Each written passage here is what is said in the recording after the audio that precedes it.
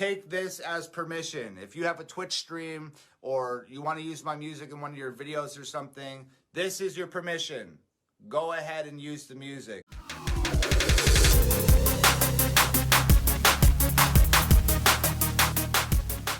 Hello again, all you beautiful people out there. I am Mrs. Realistic, and I thank you for joining me once again today. I am on to number 7 by Tom Macdonald, and this was part of the list that I'm trying to cover as he has progressed over the years. So without further ado, let's check it out. No freedom, no freedom. You just fucking with a country boy now. I'm just out here with my kinfolk, you feel me? Take the kid out the country. Can't take the country out the kid, yeah. I've been on them dirt roads, yeah. I've been swerving on that gravel, yeah.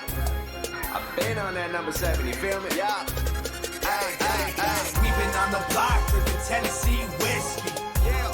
Chain smoking cigarettes. Hey. Number 7 on the rocks till the cops come and get me. Hey. But I ain't feeling guilty yet. I grew up in a small town, camouflage and bloodhounds, cheap beer and pickups and dirt bikes and shotguns. Moved out of the prairies, left my heart out on them back roads. Hooked up with some bikers, went to hell and back with those angels. Yeah. Wow, did he really actually get together with the Hells Angels? I know that he talks about coming from Vancouver, but maybe he was born in the prairies? I'm not sure. This is pretty good. I like this. Clearly not when he's sober yet, because I think this is from 2016. And I don't see a lot of face tattoos, so this was still kind of his party days. So far, pretty good tune. I like the music behind it. Something you can just kind of sit back and, you know, nod your head to and rock to. So far, so good. On them back roads, hooked up with some bikers, went to hell and back with those angels. Yeah, and then I made it out of Alberta. Lost too many friends of mine to overdose and murder. Ended up an artist, left the rest of it behind. Don't got time to get arrested. All my homies doing time. Wear your heart out on. I wonder if Tom ever did get arrested. He probably did see a lot of that. You know, he probably saw a lot of friends of his overdosing, and I'm not sure if he actually lost friends who died. Part of his past, I'm sure, that he's let go of was all of those people who were once his friends who now are no longer his friends. I think that's part of your evolution as you grow into a more responsible person throughout your life, or as for Tom, you know, letting go of his addictions. And you slowly grow away from those people who don't kind of support you through the things that you're going through. You know, your true friends are the people who are going to be there through everything, and they're going to support you through things rather than, you know, I've had friends before who are like, come on, man, don't be such a party pooper. And, you know, it's like the people who want to support you in your journey, for Tom and for other people who are trying to get clean, people who support you in that, those are the true friends. People who drag you down and say, you know, oh, you're not the Tom we used to know, you know, now you're clean, you're no fun, blah, blah, blah. Those aren't real friends. And, you know, I have one friend in particular.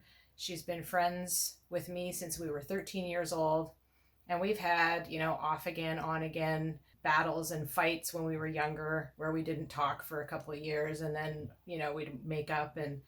But she's my best friend, and unfortunately she lives all the way over in Canada. But, you know, we were always supportive of each other no matter what we chose to do. She quit drinking years and years and years ago, and I absolutely was supportive of that because I knew it wasn't healthy for her. She was going down a bad road, and it led her to make bad decisions. And yeah, you know, you support your good friends through that kind of stuff. So we've now been friends for 33 years, which is crazy.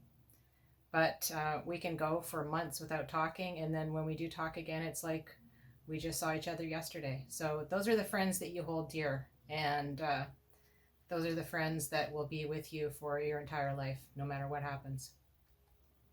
Your sleeve again, and my whole team is hard attacking. Cut that shit right off your arm and let you keep your leather jacket. We've been on some ride or die, don't and live forever shit, and everyone has made the choice to pass away eventually. We've been on the block drinking Tennessee whiskey. he say there? Everyone makes the choice to pass away eventually. Is that what he said? I have to check that out again. We been on some ride or die, don't and live forever shit, and everyone has made the choice to pass away eventually. We've been on the block. Now, I don't know if you make the choice to pass away eventually, but we all get there, you know, like what's the saying? We don't get out of this alive. So some people live, you know, hard and fast, and they choose to just like, they want to, you know, burn out rather than fade away.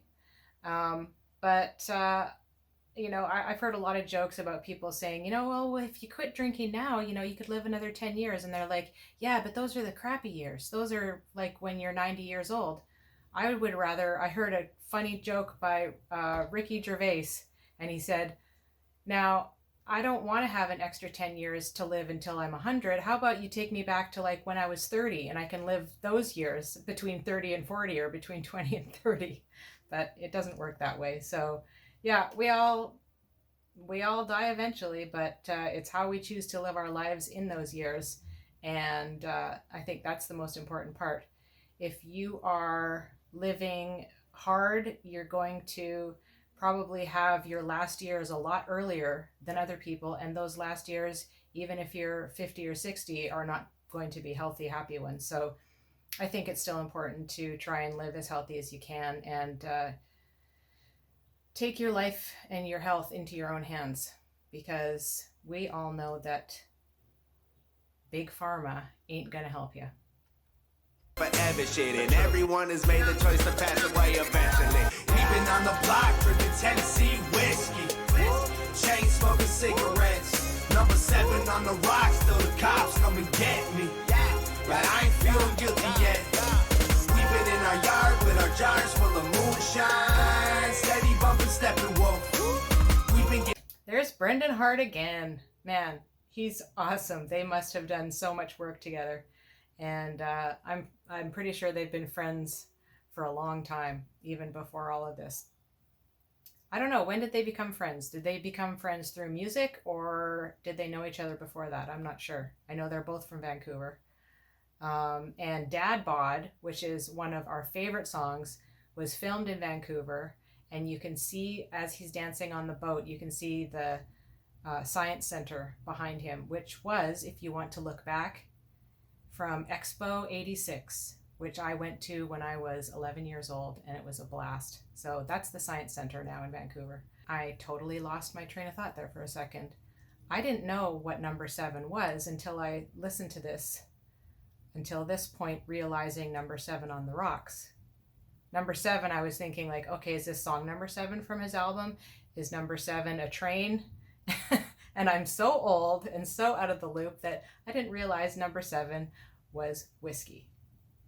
And I just clued into that. So yeah, you can tell that I'm a heavy duty drinker. Not. jars full of moonshine, steady bumping, stepping wolf. We've been getting faded and whistling country tunes like whiskey all in my tin flags, Tennessee in my heart. That's true. Country folk in the flatbed. Yeah. City kids like hey, looking like some outlaws. We don't get no fucks about lies. Been working on our art skills. Every time the guns dry, we shoot your ass and leave you in the crib. That's such a funny part. That's like the hipsters are like, oh my God, what do we do with these crazy people? I went through a stage of my life when I was 19-ish, which the drinking age in Canada where I lived was 19. And you go through your crazy stage of life and you're out doing shots and all this kind of stuff. But there's some people that never grow out of that. And I'm glad that Tom did grow out of it. I'm glad I grew out of it. And it's not something, I mean, I remember it fondly because I had a great time with my friends doing stuff like this. But, you know, I can't think of something I would want to do less than shots. It's like, let's get straight to the part of the night where you're barfing. I just don't get it. Like, I'll have one margarita with dinner and I'm good. It's just so not a part of my life anymore. I've been working on our art skills every time the guns dry. We shoot your ass and leave you in the creek. You a swamp monster. Murk you and then leave you in the river. Call that murky water. Neighbor was a psychic. She could never read my palms, cause the world was in my hands since we met when I was young. Where I'm from, you just run inside. Every time the trucks came, city kids should fall back like summer camp playing trust games. You were lying by yourself. You got no pride. Toss you up a cliff. You do a nosedive in low tide. My country boys will take you to the woods and you won't walk away. My gang is full of Mike Tysons and every day is Boxing Day. Made it to the city. Every day is Boxing Day. Now, for those of you who are not Canadian who are watching, this is like a double meaning here, I think, for Tom, because he is Canadian as well. Boxing Day in Canada is the day after Christmas, and that's when all the sales are. And yes, all the stores, all the shops are usually open on Boxing Day.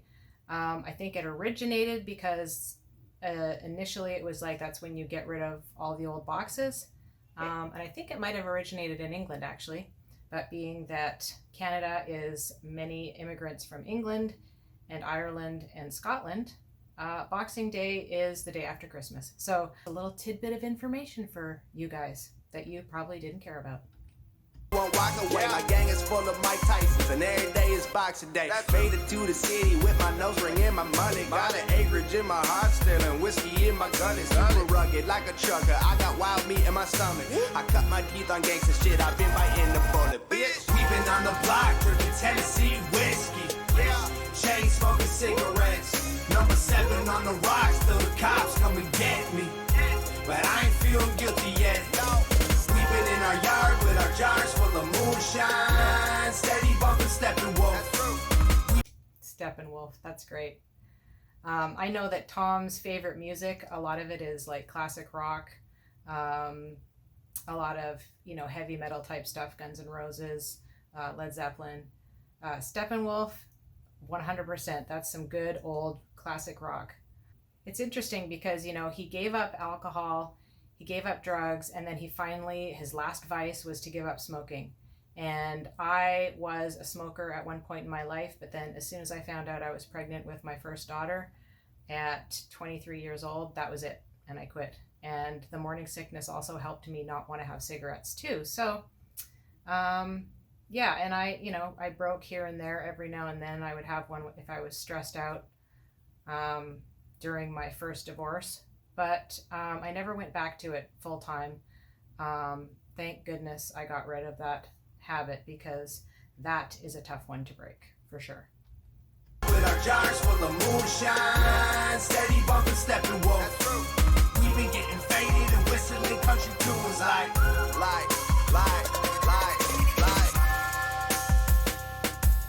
Hey.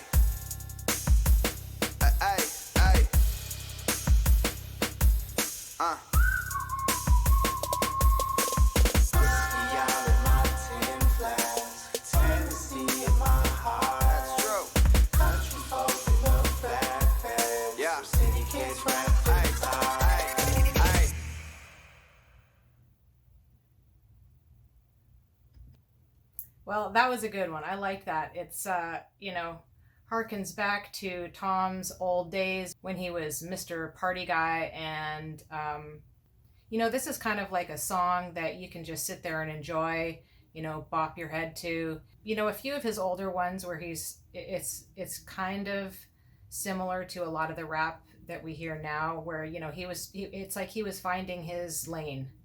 And you can tell as you go along here that he's definitely finding more of his recipe. The Tom recipe seems like it's been perfected. That really works for him. But I like seeing how, not only his rap has evolved, but I think being a clearer mind has helped his music 100%. And because I love his new stuff. Some of his old stuff I really dig as well, but a lot of his old stuff you could tell that he wasn't really a happy person, and that's kind of sad to watch.